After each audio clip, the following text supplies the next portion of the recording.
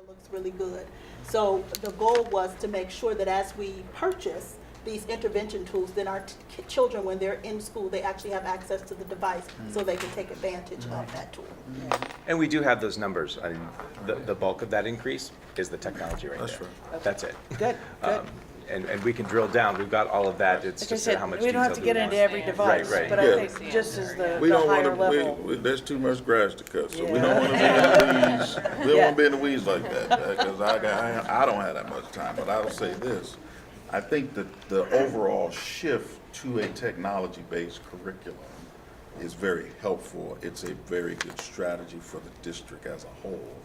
You're just proposing how you're paying for it. And I'm just saying it may go in one big bucket if there's enough events that are similar in nature as you toggle to a more technology-based curriculum that's going to have a very durable impact going forward. I see a lot of capital items, right? You buying this much equipment, that's just hardware to me that you're going to depreciate and amortize. So in that respect, that may be treated a little differently. You may have different funding sources, but for the most part, you're just shifting the way you generate your assets. And so I don't want that to get overshadowed because that makes your budget look so high when really it's how you frame it. Like in real estate, you know, my profit and loss may look wacky until I start capitalizing some certain events, and then it comes in a better snapshot of the real operating activities. And that's my takeaway here. I just don't want to get spooked by, oh my God, you got a 100% increase. Yeah. You know, what's really driving it? It doesn't take away the impact of what your overall strategy is. We just want to better understand how to extract that so we don't get tripped up, because we're number crunchers, right? We stopped at the first number, and I'm like, wait a minute, let's not let that overshadow all the good stuff we're proposing. Yes. Yes. Board Member Gibbs? Yes, and to that point, way too much grass to cut. But since we're talking about teaching and learning and curriculum, it is tech heavy. And so my question is, and what I'm looking for in all of these, I know these are aspirational, and I don't want to go down to the 88,000 lines, just in general, you know, when we get into it a little bit deeper, what other innovation? Where else are we investing in other innovations in teaching and learning and curriculum? And so are we looking at a new mental health curriculum that would be integrated in our health and wellness classes? Are we looking at a new curriculum of something y'all seen in a professional development that we're thinking of?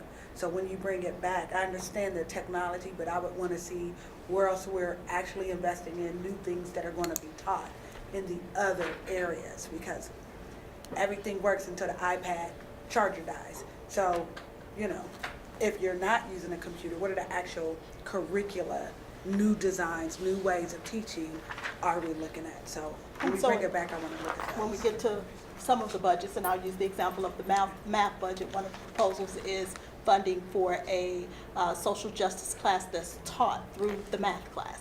So that would be one proposal, looking to increase the number of students that are participating in our mock trial, and several of those other opportunities that they have, but that's in different OPUs. Okay. And it's So we'll coming get up. there. It's actually coming I up get very it. short. Okay, I get it in math. So we want to move down to reading? Certainly. Move on to reading. 910 is our reading budget, and certainly over 5 years, we will be looking at this coming school year, completing the pilot that we've done this year and doing the actual elementary reading adoption of the new program that we would be looking at. Then in FY18, planning on doing a secondary English language arts adoption.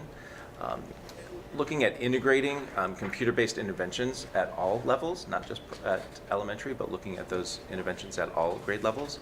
And then also working intensely with our instructional coaches, our team of instructional coaches, to do concentrated training with them so that they can then go back to their buildings and do that quality professional development with their staffs. Moving on and just looking at FY17 in terms of reading. Thank you.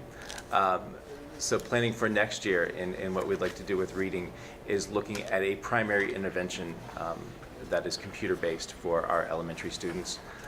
Looking at reading intervention and instruction that is computer-based for our secondary grades. Refreshing class sets of novels. This has not been done in a long time here in Columbus City Schools, and those novels are starting to fall apart, for lack of a better term. So it's time to look at those and get those class sets refreshed. Certainly the goal would be to get to that digital text and have all those devices, but until we're there and we have enough of those for our students, we still need those paper copies in some instances. Looking at a progress monitoring tool for our students as well. We have a great formative assessment that was purchased this year that gives us that benchmark data quarterly as we go through the school year, but what it does not do for our teachers is provide that progress monitoring in between those benchmark assessments, and this tool would allow for that. And as well, it would allow for that prescription. You know, when we identify what a certain student is struggling in, to be able to say to the teacher, and this is what you do next, so that the teacher can focus on quality instruction and not digging for those resources and digging for that activity. So that's the progress monitoring tool. And then finally, a computer-based assessment creator. Our teachers create a lot of assessments on their own, and to be able to use such an assessment creator that would also help to mimic the AIR tests that students will be taking, so that the regular assessments that they take on a regular basis will start to look like what they will be taking in the spring and on those formal state assessments, so that they would recognize the format when they see it. So that's reading 910. Anything else you want to add? Take questions. Questions? Maybe just a comment that's more, follows on to the macro conversation, is a lot of technology makes a ton of sense. It's the ability to implement and bandwidth and capacity to do that. So just as you're doing that, I think it's great to have it in terms of the context of the program, which is really helpful for me, and then to do that aggregation to say, can we do all of this? And if so, you know, what will we prioritize if the dollars are there? Just Yes. start to get this read that, you know, a lot of training, a lot of learning, a lot of implementation, so. It's very relevant, and one of the reasons we co-present, our entire budget comes together, and we each hear these multiple times to You've done understand. that look. In IT, they need to plan for, you know, the Wi-Fi access, the bandwidth, the support that needs to be there when things break down. And so that's why we do those exercises. But you'll see in Michelle Van Dyke's technology budget That support. that support reflected. And that's also why we roll it up by object, to make certain we don't propose $1.5 million in professional development without also ensuring Rhonda Rice is prepared to provide that professional development through her department of training. So, but there's lots of crosswalks in these, you're right. And And as you've we- done that vetting kind of. Yes, sir. Yeah, great. As we purchase and look at intervention tools, Michelle Van Dyke and her team are integral in that. Great. So they are actually definitely a part to make sure it's even a system that we're able to support as a learning community.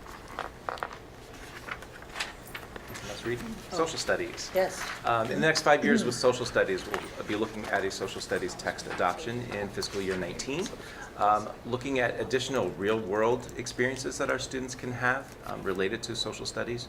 And as well, and this is a huge call out, and that is providing supplemental texts for our students, specifically English testing grades. We've not done a social studies adoption for a long time, and our teachers are in need of those materials. And so looking at providing some supplemental resources at grades 4 and 6, and then for those teachers who teach American history and American government.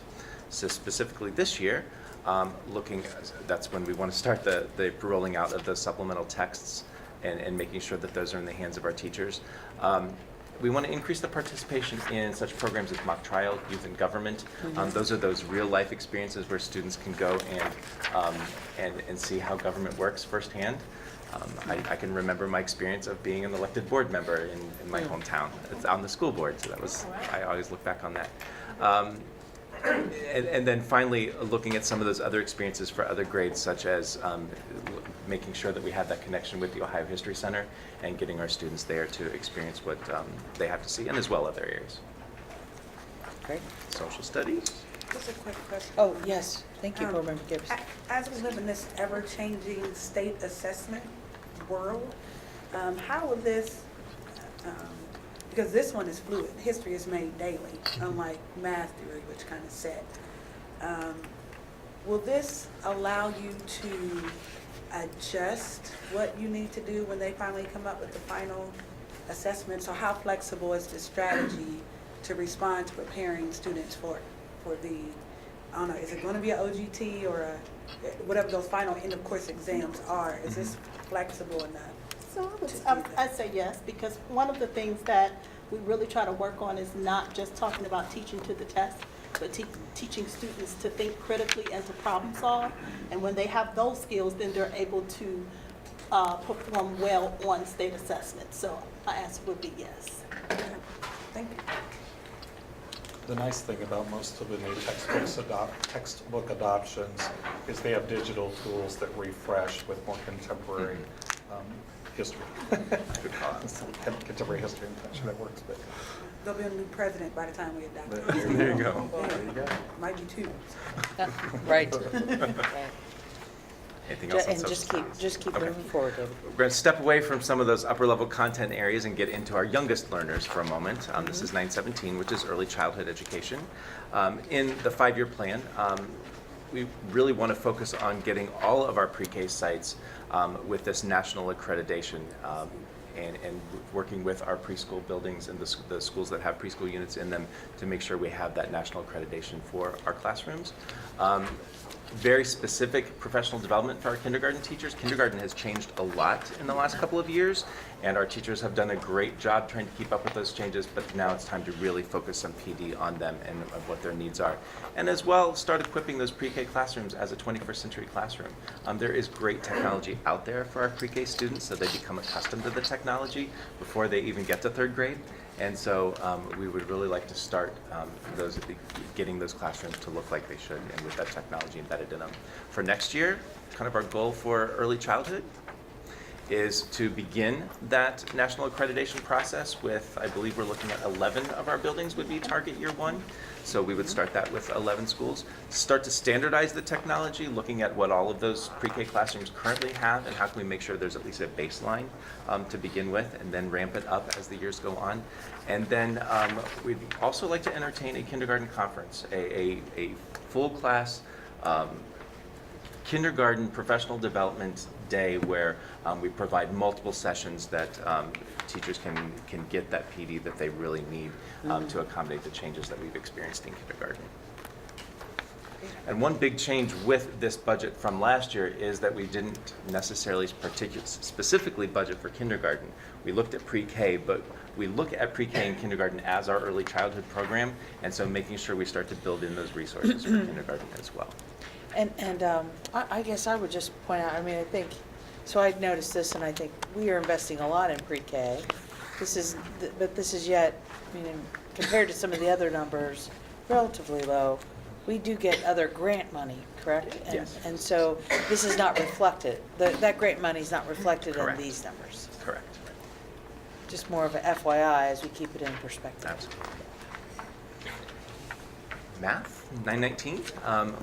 Looking to the future, certainly designing more additional coursework for our students who are in that 4th year, who need that 4th year of math, and providing a larger array of options for them. Incorporating technology into the math classroom and multiple modes of technology for our math students.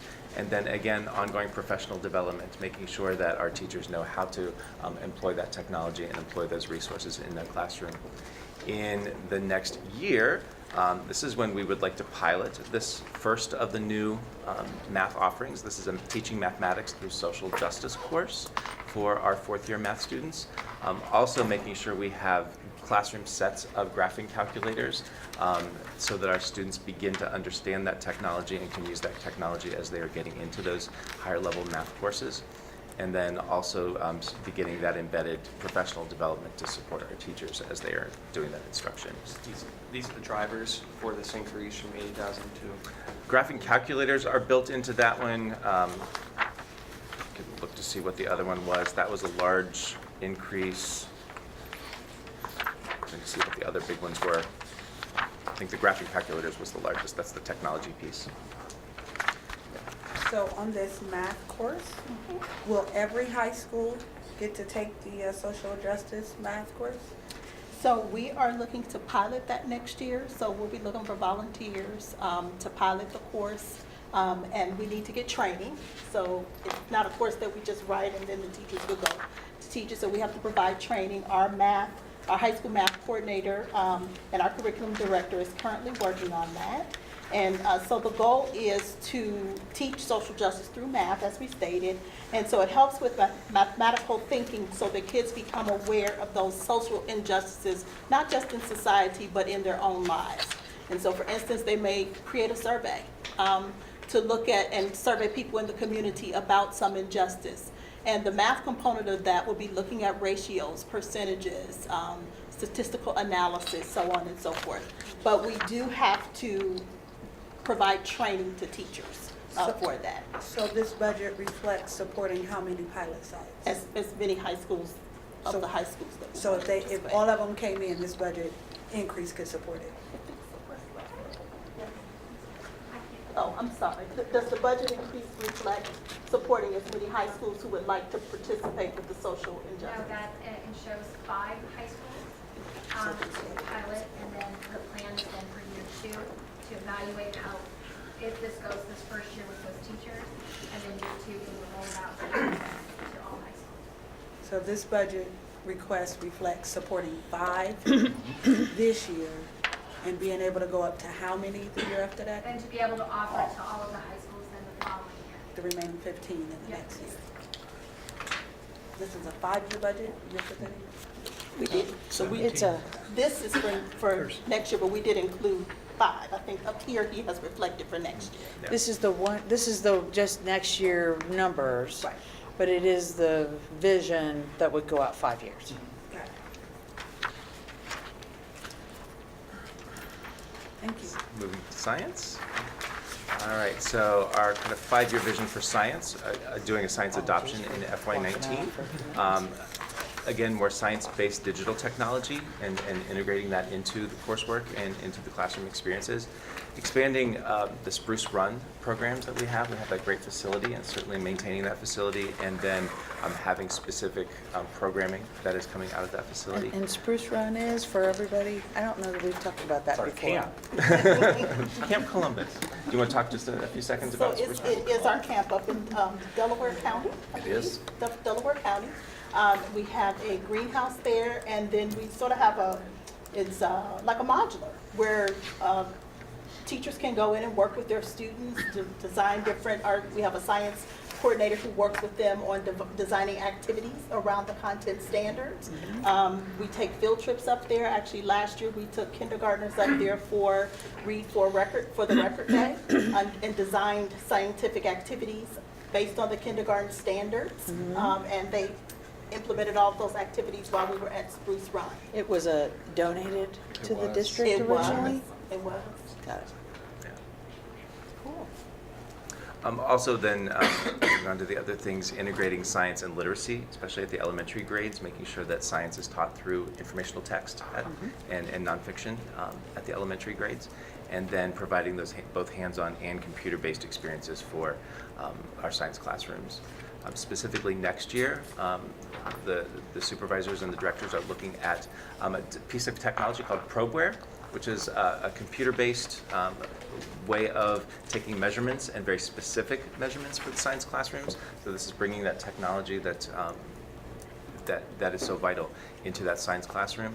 Also looking at next year, starting that expansion of the Spruce Run programming and making sure that strong programming is there, as well our Discovery Dome, making sure that that is readily available to our students, and expanding some formal programming with that, and then providing. What is Discovery Dome? That's our space station. So right now, we have software that That's the budget supports looking at the stars, and so Yes. we are actually looking to purchase more software so that Oh. we can use it as a teaching tool to support other scientific concepts. Okay. So it's, rather than one location, it's more of a virtual? It can go, teachers can check out and be moved from place to place. Yes, board So member Reddy. the $350,000 increase in this, what is the major driver in that? Sure, the technology, of course, would be a large chunk, and then supplemental texts to go along with, like we were talking about, the integration of the science into the literacy instruction. So that'd be a large chunk. Moving on from science. Good. Yeah, All right, Unified Arts, 924. You can see teaching and learning is the biggest chunk of what we do in academic services, Given our of course. enterprise mission, it's a good thing. There you go. Exactly. That's why you could spend a lot of time with Sandy Donovan. 5 years for Unified Arts, certainly improving the quality of integrating literacy into our classrooms, into bringing those music literacies in. Dr. Good speaks so eloquently about many of our students needing that access to the arts education, and that being a literacy in itself. And so certainly making sure that our students have that access, increasing the availability of resources that our students have. Many of our students can't afford to purchase instruments on their own. If they've got that passion for music, making sure that we can fulfill that passion for them. Working to become a premier arts program in the state. I think we've got so much talent that is within our schools that we really need to start to utilize that talent and celebrate it. And then also providing arts instruction to any student who desires it, any student who might not have that access, and being able to bring that access to them. Next year, the budget would allow us to the budget would allow us to purchase about 300 instruments, given some grant dollars, and as well then what we're putting into the general fund, about 300 musical instruments that for our students who cannot afford them on their own, that we would have then in stock in our schools. Also to replenish supplies and materials specifically for art mid-year. Oftentimes the supplies that buildings are able to allocate begin to run out about January, February time, and so to have that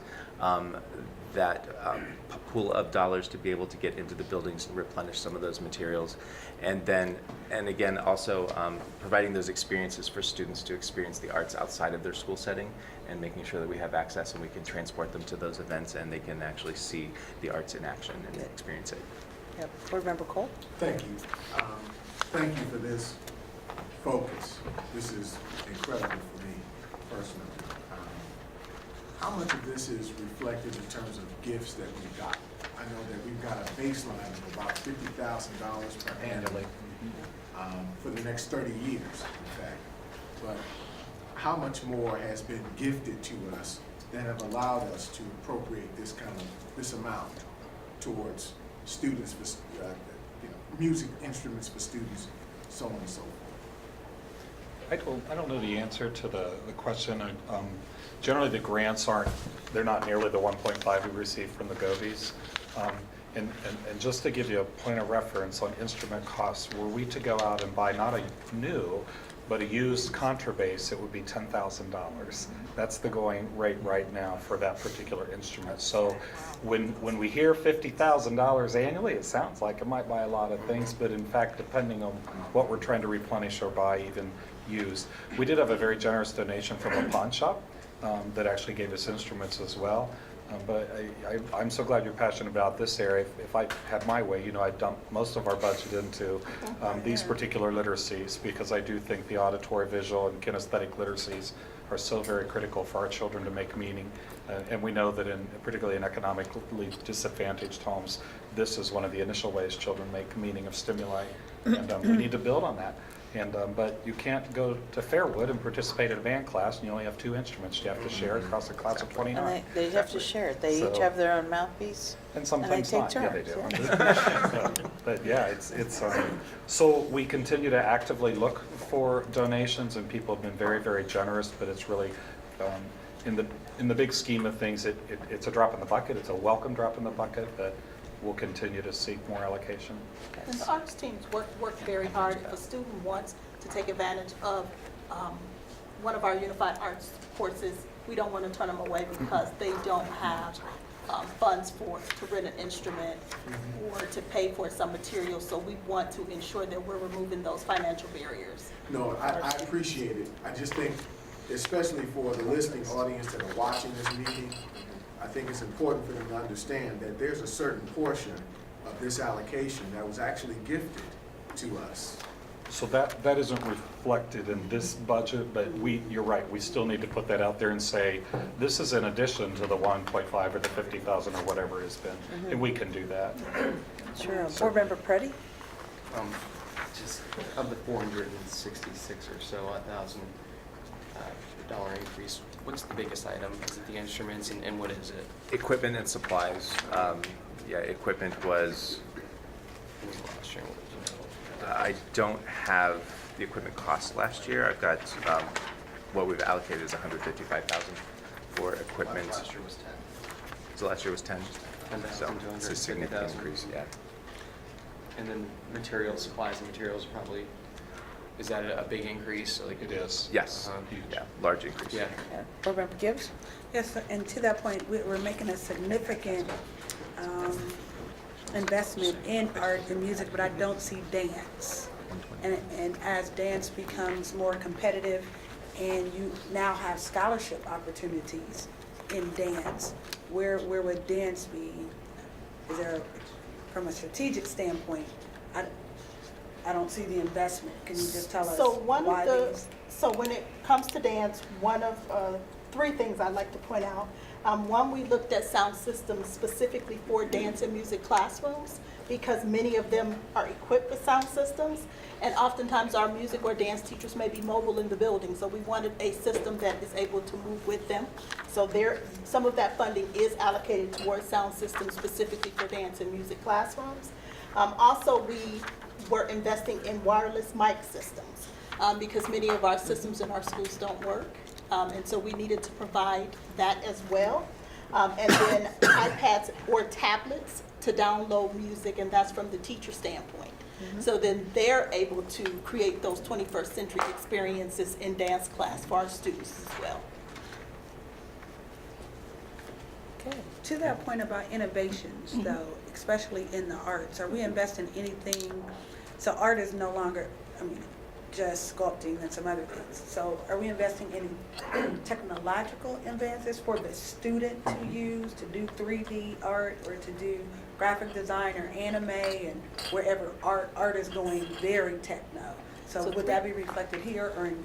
So 3D printers are extremely expensive. But Not printing, design, art design. oh, software. art. So you mean materials? Yeah, so the design software, so art, so if you had to create, not just the flyers we do, but if you had to design or create, for Hayes Day, you can create a video game, or you create characters. Are we investing in more of that so our artists in the other high schools have access to technological, and then there are many advances in art design that cross technology as well. So I would just say explore maybe some of that. So, okay, to your point, yes, we will explore that. So that was not reflected in this budget. And who informed the art piece? I know we have an amazing team, but do we work with was there any consultation with Columbus College of Art and Design or Savannah State or the University of Pittsburgh on where that's going? I know we're very good when it comes to math and science, but did we get any outside influence in terms of where we should go and what those next steps in art and all the unified arts should be? Paula Lastly serves as our supervisor of unified arts, and she is very big on research. So lots of things that are moving forward in the arts. So for instance, makerspaces are a huge deal right now in library media services. Those are those things that she brings back to us, does lots of research to see what's happening in other districts. And the goal, as Dr. Good often says to us, is for Columbus to become the place that other people come to our district to look to see what's happening in the arts. So she does, her and her team attend national conferences, do lots of research, work very closely with Columbus Metropolitan Library, our art museum here in Columbus, so on and so forth. So yes.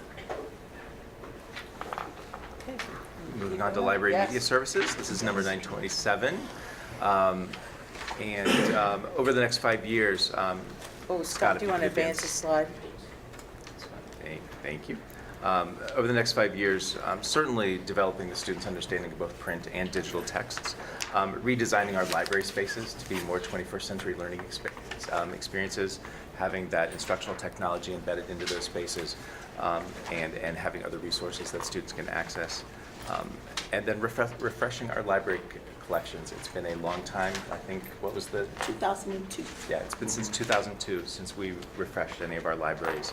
And so building that process over the next 5 years to where all of our libraries have been refreshed. looking specifically at this coming year, looking at a new automation system to catalog our library collections and other collections in the buildings. Have they begun the RFP process on that? They have begun Yeah, the they've already RFP begun that process. process just to look and see what is out there.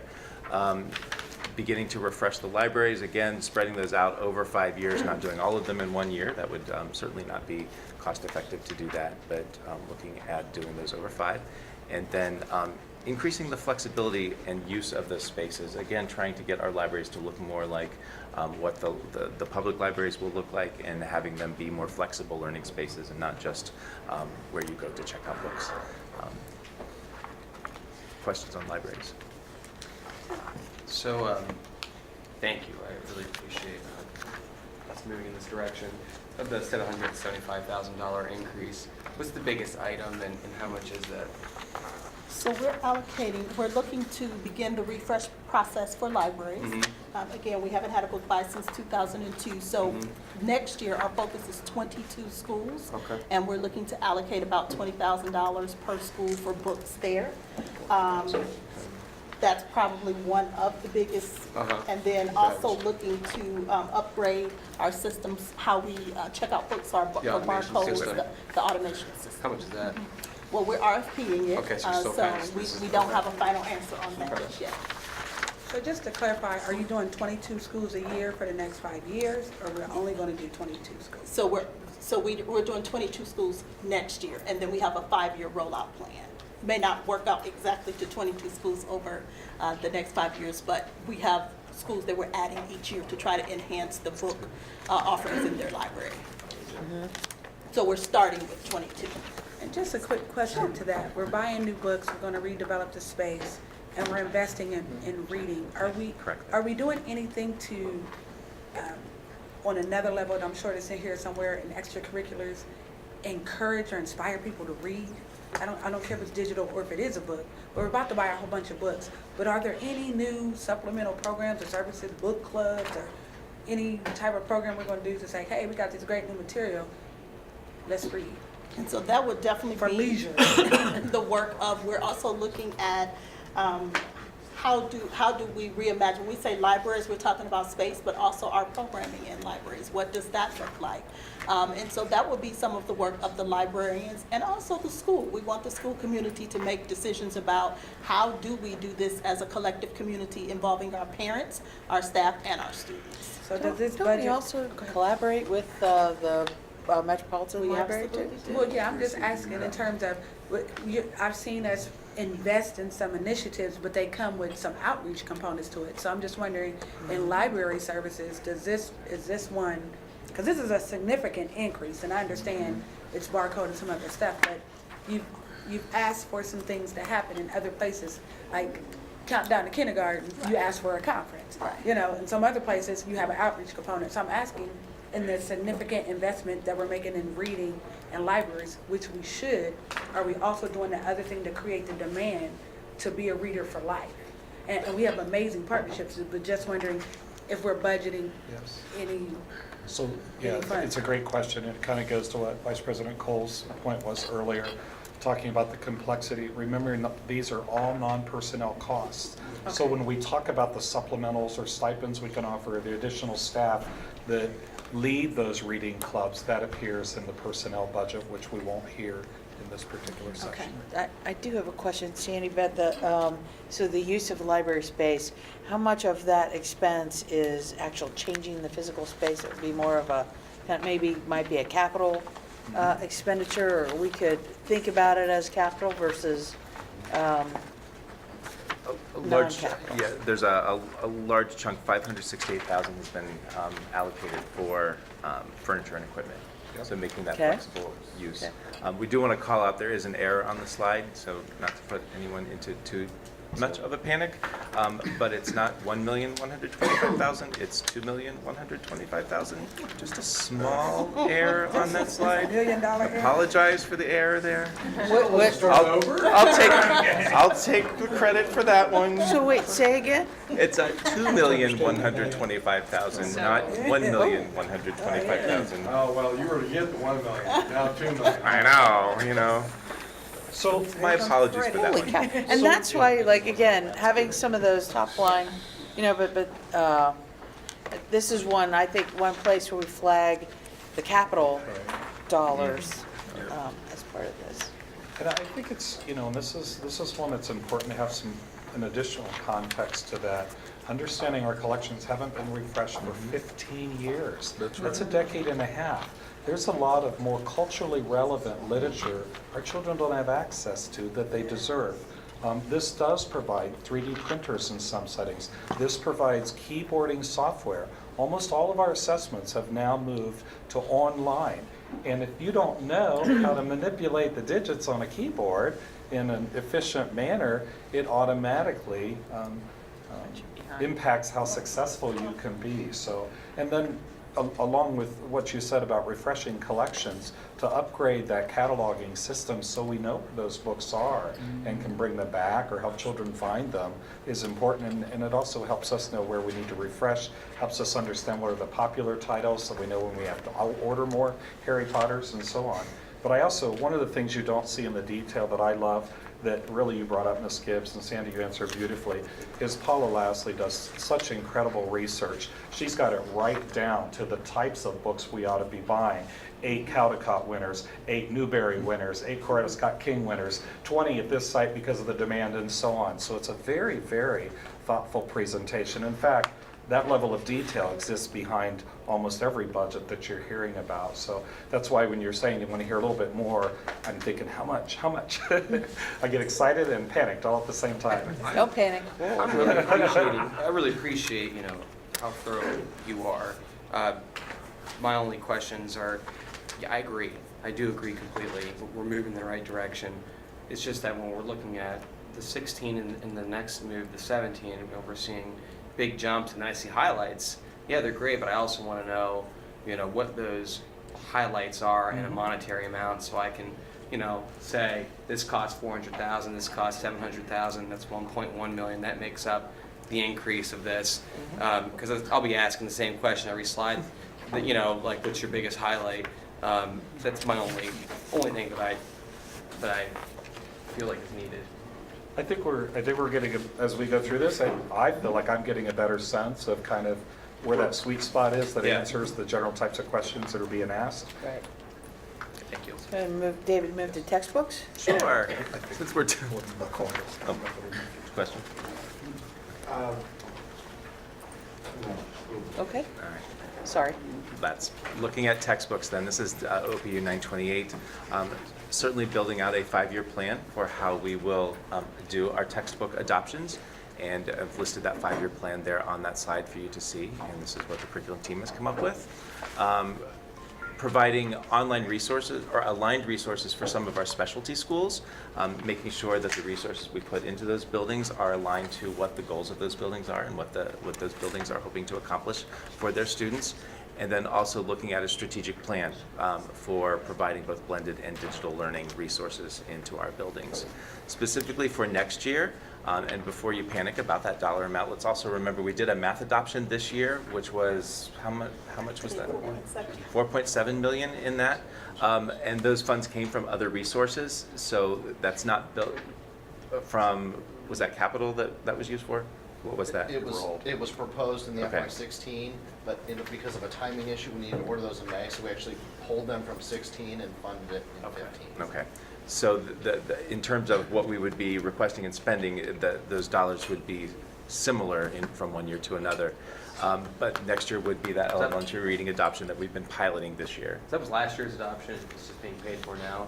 And we saw that shift, so the gain of money from last year being paid out this year. Okay. So finishing out that elementary reading adoption would be for this year. Also then starting to bring in some of those resources for the specialty schools, starting with ACOL, Kenwood, and Afrocentric, and making sure that we have some resources that are aligned specifically not only to the standards, but also to the outcomes that those buildings hope for their students. And then, of course, the professional development for both our curriculum coordinators and our coaches and our teachers on how to deliver those digital resources that would be new in both of those areas. Questions on textbooks? Do you have a timeline for just to your other strategies of when you're going to refresh the other specialty schools? So we do. Put that on the slide, correct? I don't think, no, that. Oh, you that said was the other just- specialty, yeah. I'm sorry. We have it rolled out by discipline, not by specialty school. So one of the things, for instance, with Nicole Kenwood, we purchased a new math adoption last year. And one of the things that we learned was there are no, we could not find French books, and it wasn't for lack of effort, because the only textbook we were able to locate was in Canada, which is extremely expensive, and it was not the one that was at the same level of rigor with the adoption that we did make, and certainly didn't want our kids to have a less rigorous textbook because it wasn't available. So the principal, through her great leadership, and her staff are actually writing, if you will, the lessons from that textbook so those children can take advantage of the same opportunities that our other children have. So when we look at textbooks, we're taking into consideration all of those specialty schools, but it's usually by content area, not by school. And in fact, when you look at the breakdown in the budget, there's a specific bullet for the text and digital resources for the specialty schools that are aligned to the core curriculum, so. Doing a needs assessment, deciding which one of those would be the next ones to roll out from that point. Okay. 940 is our higher education partnerships budget, and this is a new OPU for us this year, so we don't have a dollar amount that's necessarily attached to last year specifically for an OPU. But of course, over the next 5 years, wanting to increase the number of students who have access to college credits that are earned before graduation, increasing the number of college courses that are offered in our buildings, and as well those college support plans and services that we can provide to our students to make sure that they have access to all the information they need before planning for and heading off to college. So do we have a baseline in terms of how many we're earning now and some goals in terms of what you'd like to see that increase to? Or In terms of student numbers, do we have that right with us right just now? number of college credits and So from last year, this is our baseline year for College Credit Plus. This is the first year that College Credit Plus is offered.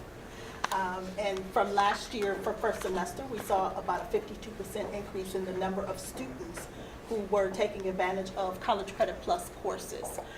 College Credit Plus does extend from grades 7 through 12, and if a student qualifies, meaning they meet those early entrance requirements or those entry requirements, then they are able to take advantage of those courses. Depending upon what the delivery model looks like, that determines cost. So if it is taught in one of our high schools by one of our teachers, it's $40 per credit. If it's taught in one of our high schools by a college professor, it's $80 per credit. And if students take advantage of it on a college campus, then we pay $160 per credit. I think I saw Tanya. Yes, a lifeline approaches. Come on. She's delighted with your answers, I can tell. So you trained her well, Talk Tanya. too loud? Come on. Tanya, come on up, anything you would like to add? Really, we just, using this year's baseline with a 52% increase with College Credit Plus rolling out, we are using that number and projecting what it may look like for next year. The big piece for everyone to know is that College Credit Plus is now expanded to summer school. So this will be the first year that we'll have a summer option for students. And that will greatly impact our budget around the tuition costs, but also the money that we'll need to set aside for the textbooks. So that would be a good breakout, I think, in this to summer. That's a nice add. How many students would you anticipate? For the summer? Ooh, well, this past term, we had 423 students participating, and a large majority of those students continued on to the spring. Our information sessions are starting on the 23rd, and I think that seeing how many families come out at that time, being able to survey the group to say, are you interested in summer options, or are you planning now for next year, is when I'll have a better answer. The state just announced that the summer option was something that would come up, so Okay. it's a little hard for me to judge. No, but that's good to know what the thought process is. One other thing that, and when we did budget for textbooks, this year, Columbus State actually did not charge our students for the cost of textbooks. And so my understanding is next year. Next year, that will change. Columbus State has agreed to use up the money that was set aside for this year, and until all those funds are expended, that's when they will then let the districts know what the cost will be for textbooks, minus 15%. So I believe that Columbus State, being one of our larger partners, understands the impact that it will have on our districts, and they are not, saying you'll pay the typical price for textbooks, but that actual amount is not been determined until after they use the monies that were already set aside from this year. Okay. Oh, Yeah, I wanted, because I'm jumping ahead to page 13, I wondered if that is included in that 660,000 that's going to be appropriated for all of our higher ed partnerships. DeVry, Golden State. Yes. Okay, good, Scott, quick you wanna question. flip Yeah, to the I'm going next to advance on to the next one. DeVry is separated out from that 660. It'll be on the next slide, or I'll be on your next page at 60,000. So we have a agreement with DeVry that is a significant less cost than the College Credit Plus rate. This year, we pay just for one cohort, our junior cohort. Next year, we anticipate that we will pay for both cohorts. So that doubles it from the 30,000 that we set aside this year to 60 next year to allow two sets. Did you explain the return on investment there? So the return on investment for DeVry is that they charge us a flat rate for the students that are participating for 2 years. So when students go into that program, they know upon graduation they will have an associate's degree, and that equals about 76 credit hours. So about 38 credit hours a year at the $1,200. We're paying DeVry probably around $40 a credit hour, which is significantly less than what we pay at a college credit plus rate. And we are hoping that that is something that they will continue to work out with the district. Thank you, Tanya, you're doing an Yes. outstanding job. yes, Board Member Gibbs.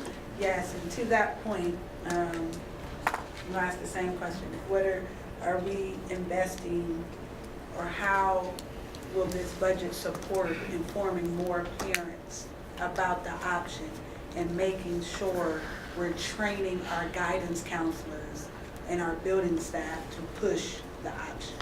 So do you envision that PD, I know you said PD, I don't know if you said PD's not in this budget because it's in personnel, but does this budget reflect, or is this aspirational goal that there's a significant communication investment and a significant?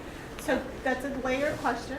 The first part of that is the communication with our families. So we advertise that we have 4 meetings across the district for all families to come and hear about the options. The support that will take place with the PD for guidance counselors will come from our student support services budget. So that piece there will really be about making sure that we probably set aside an additional allocation for the higher ed office, so that we have people that can specifically answer questions and work with students that are interested in College Credit Plus to alleviate a little bit of that's happening on the high school side for the day-to-day pieces.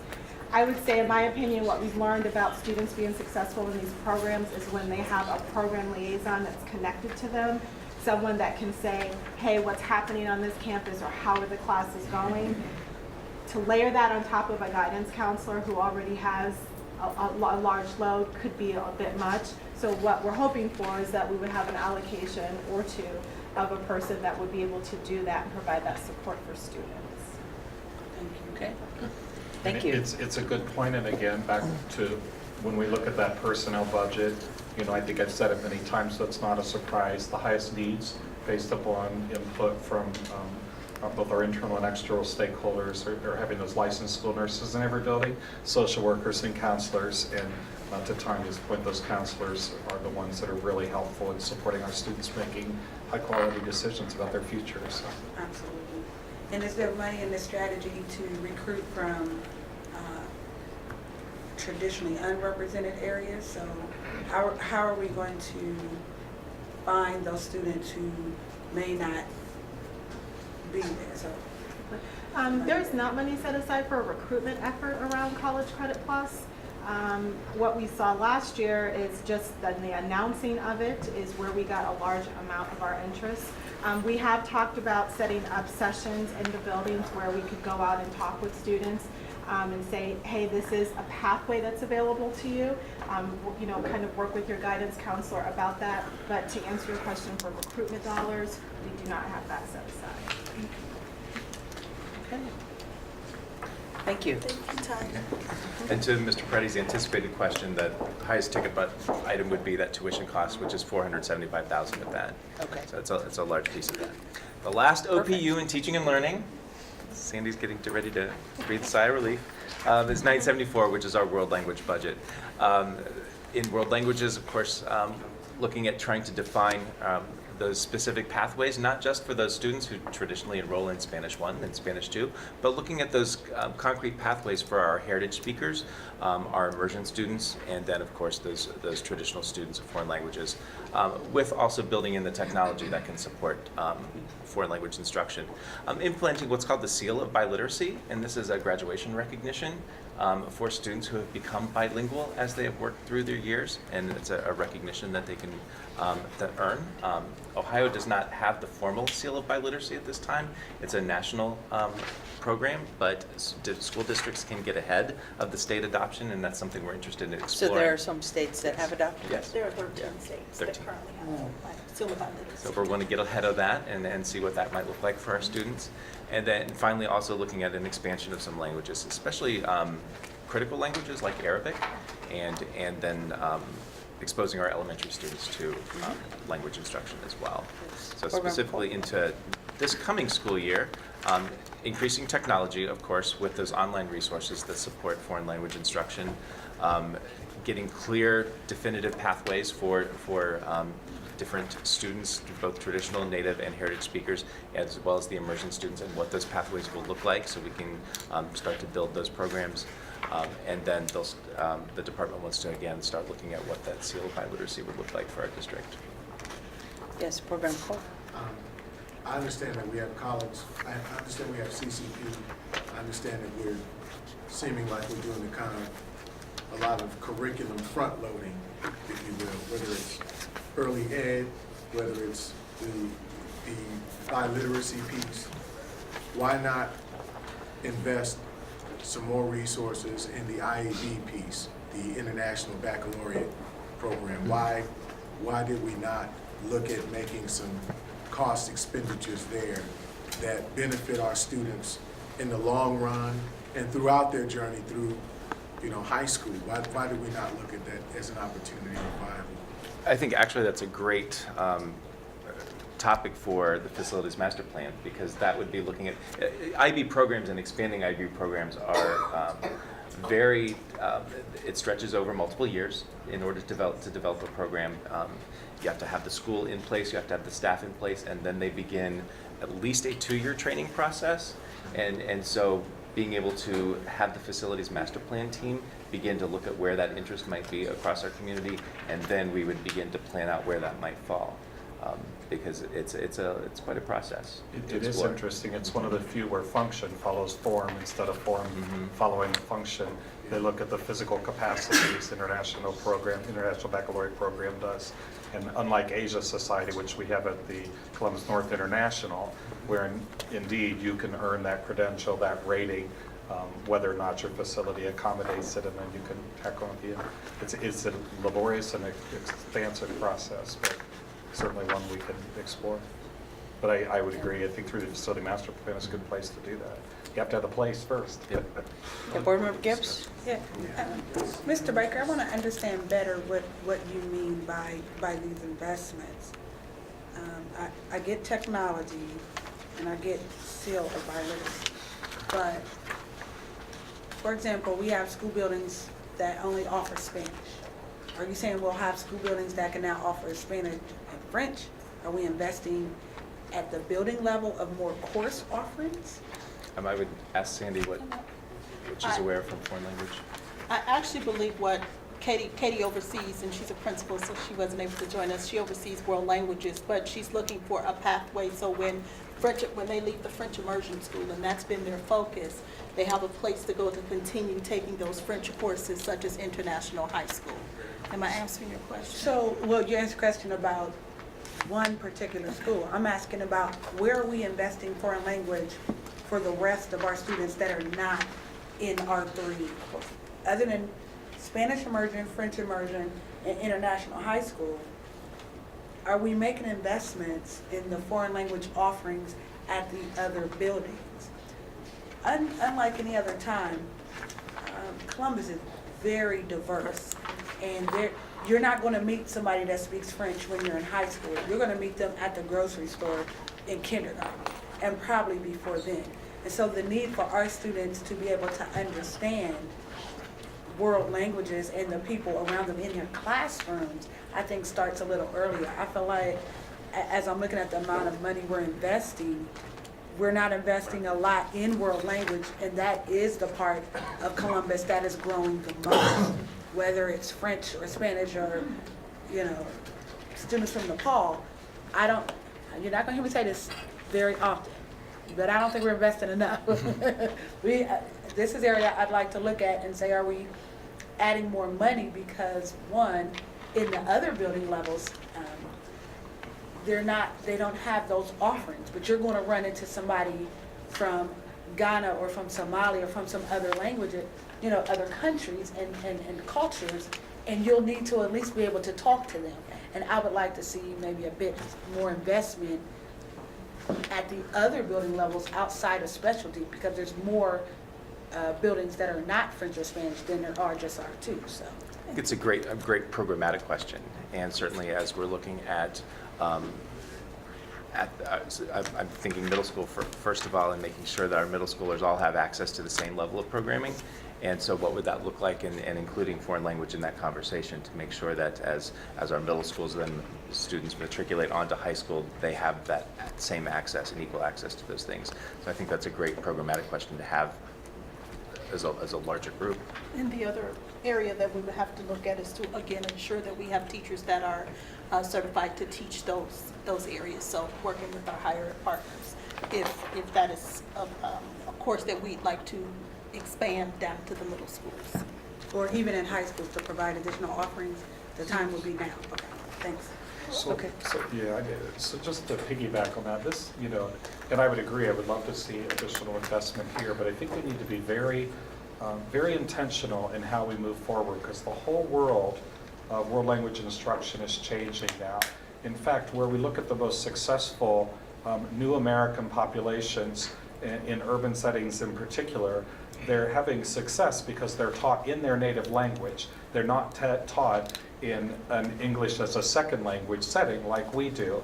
And once they have mastered content, then they begin that bilingual instruction to transition them to English language. So it's caused the whole world of world language instruction to rethink, does it make sense how we're delivering this model? The other question, one of the ones that the board raised to us before, and it comes up more frequently, is ASL, American Sign Language. And there are districts that take very hardline positions on whether, in fact, philosophically they agree that that's a foreign language or world language because it's American Sign Language, you see. So we have to think about that, and yet many districts, like the one I came from, it is recognized as a world language, and it fulfills that credit for universities as well. So it's a good one to really study and ponder and have some good conversations about, because this could be a very expensive investment that we'll have to look at years 2, 3, 4, especially to see if we can enhance it in maybe year 1 and see what we can do there too. So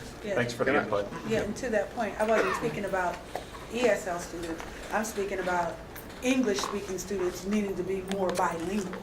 So not, our students that are coming, our new American students, they speak 2 or 3 languages. Our students need to be more bilingual and to be globally competitive. Exactly, and that's the reason these two worlds have collided.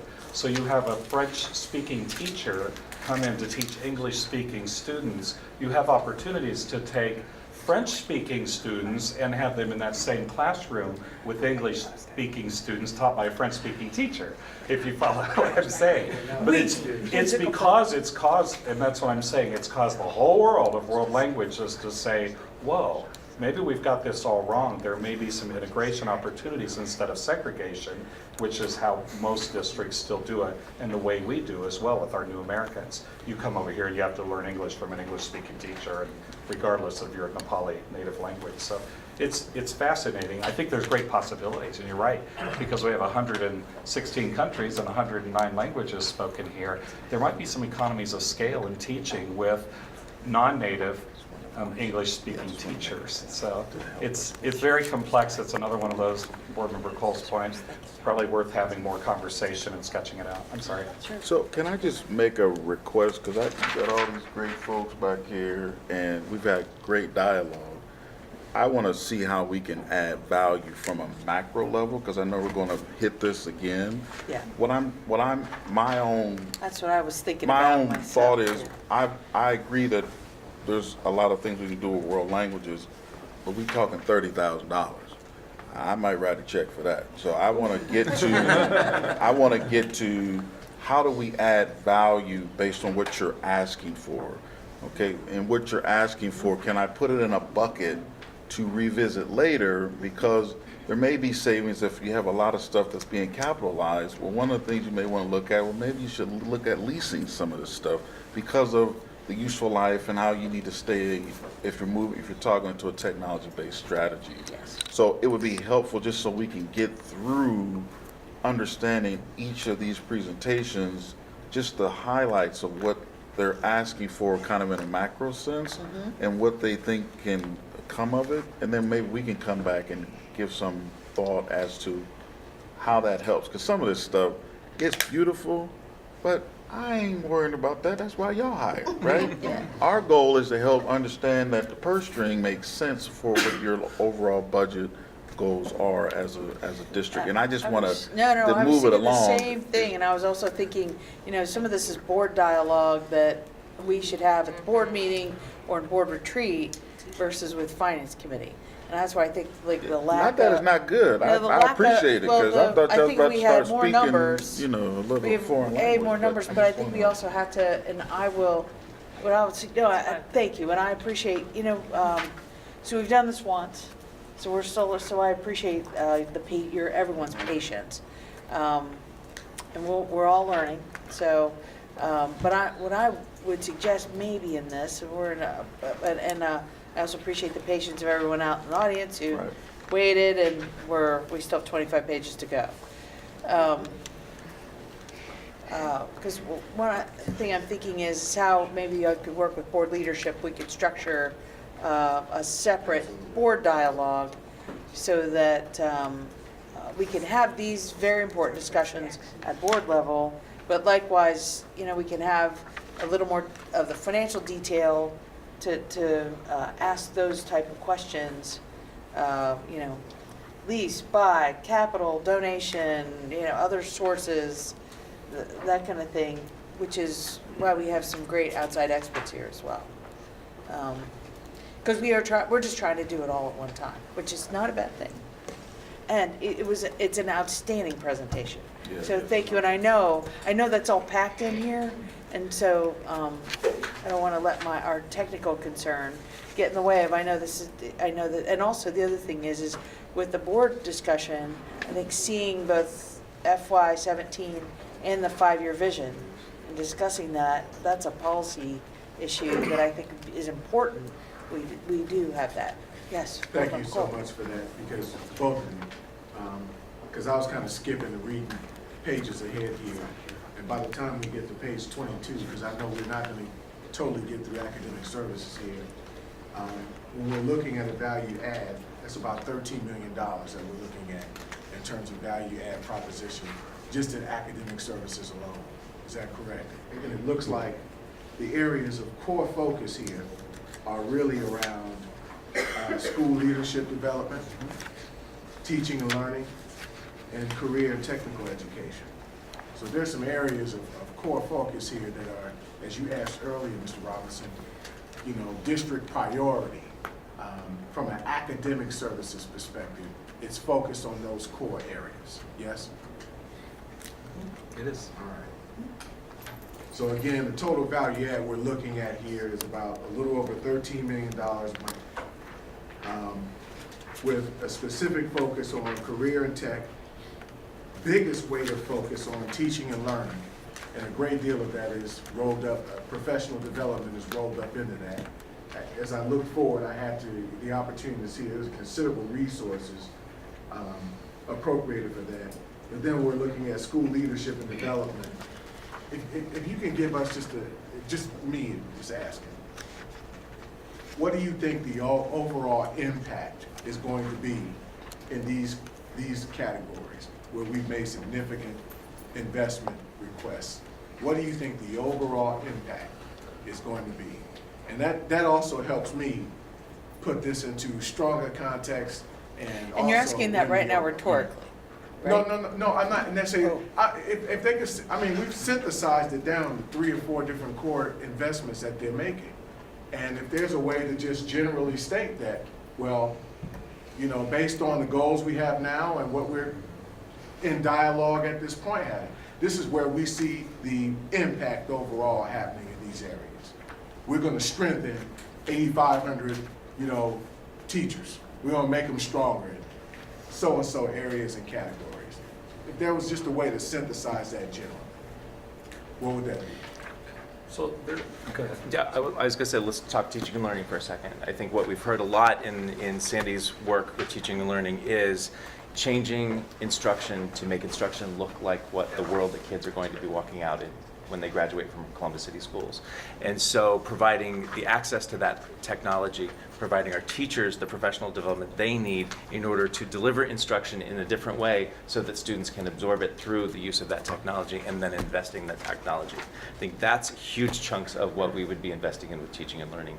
In terms of school leadership, that budget does look a lot differently because that's where we are also investing in our priority schools, looking at contracted services that we can put into our most underperforming schools and giving them exactly the prescription that they need to move them forward. And that's what that leadership component would be looking at is how can we make sure that those buildings get the prescription. And it might look different. If we have 17 priority schools, it might be 17 different prescriptions because they all look different. But being able to contract with those services to look exactly at what they need individually and then be able to provide them those resources to do that. So those two in a nutshell. I think at this, thank you, Sandy. Let's go with it. She's packing up and leaving. Appreciate it. Good job. Very nice. Thank you so much. I want to say, I think at this juncture, I'm just trying to think how we should proceed, because I do think this is, we have to sort of pull this apart a little bit more. What I'd like to ask is, I will regroup. I think we were with board leadership, and finance team, and what we probably need to do is do a supplemental meeting to continue on here, but that maybe to divide it out. So there's a supplemental meeting that's more board policy focused, and then there's the finance focus. And that's going to take a little bit of schedule juggling, but I think we can get to that point. So, so I apologize. But I know you've all waited and waited. But I think it would be a better use of our time to do that, to plan to do that first, and then we proceed on that schedule. So, if, like, for committee members, won't we reach out to you in terms of schedule? Because what it might be is board, the board side of it would meet before our next meeting, and then we might have to just revise our go-forward schedule a bit. How does that sound to the committee? And maybe to, again, to provide broader context, what you were describing there is that here's the overall budget, and these are the 10 big categories. There you go.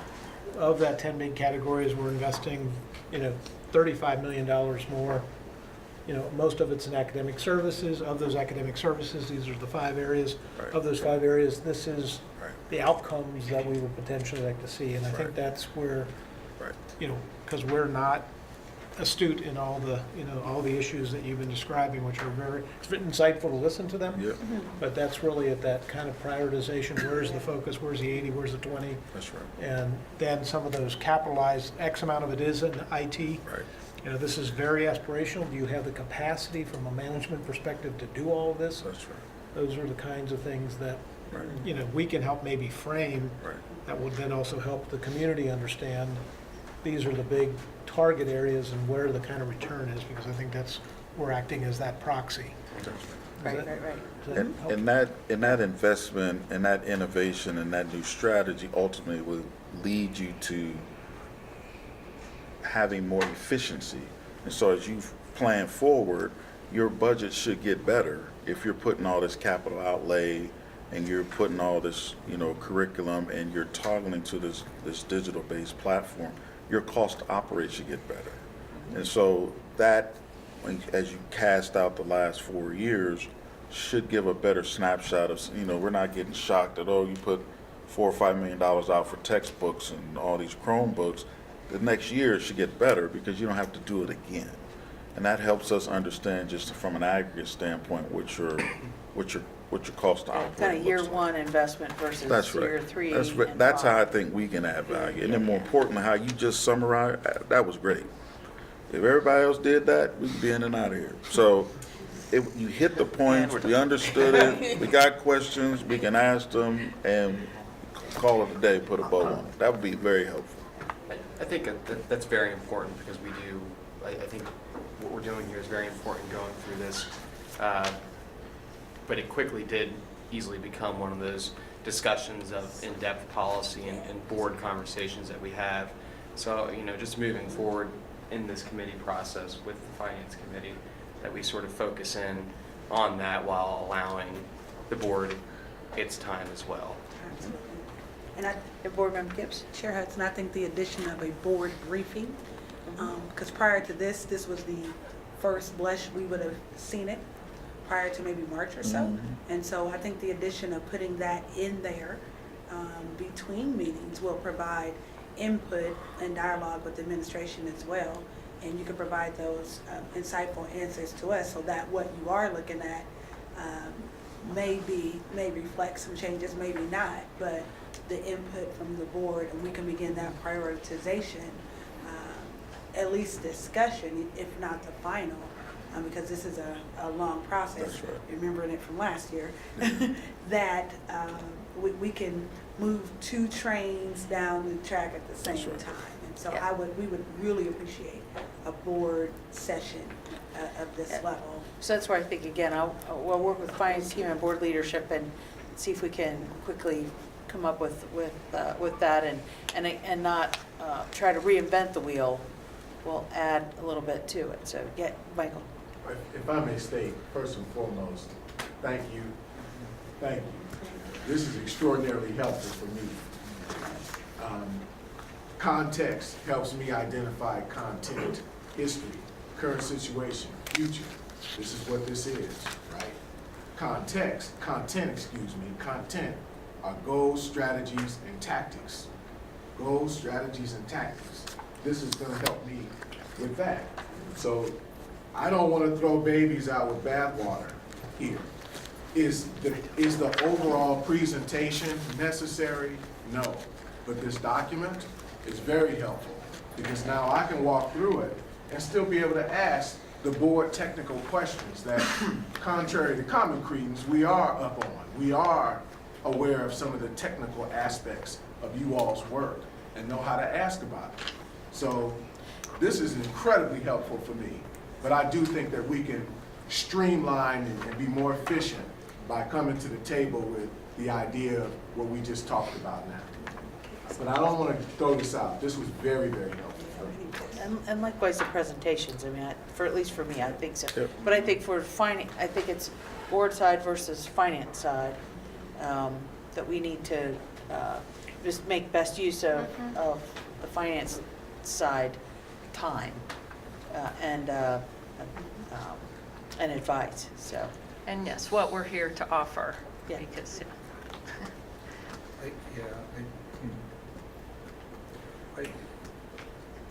I mean, we all exist to exceed your expectations. I say that a lot. I mean, having these folks sit here for 3 hours compounds what they need to do exponentially know when they it. leave here. And we seem to be in a pattern of doing that. We wanted at this committee meeting, we wanted at this committee meeting, we want a briefing, we wanted at a board meeting. We'll do whatever the board directs us to do. I just ask that in addition to being sensitive to the committee members' other obligations, we recognize that we have millions of dollars of salaries Salary. sitting in this room that aren't able to do what you would expect them to do on a day-to-day basis, so. Well, and we will, we will, I fully recognize that, I fully recognize that. I mean, you know, some of this is, feedback is, it's not the first time feedback, so we will continue, I mean, I think let's, again, let's talk and get back to everybody quickly about how we go forward, so we can go forward in a, you know, a little more efficient way, and, you know, stretch, you know, sort of split the discussion apart a bit. So, I think with that, And I was gonna say, Yeah. I will email this document to everyone. I was kind of trying to Okay. gauge to see how far we were in it.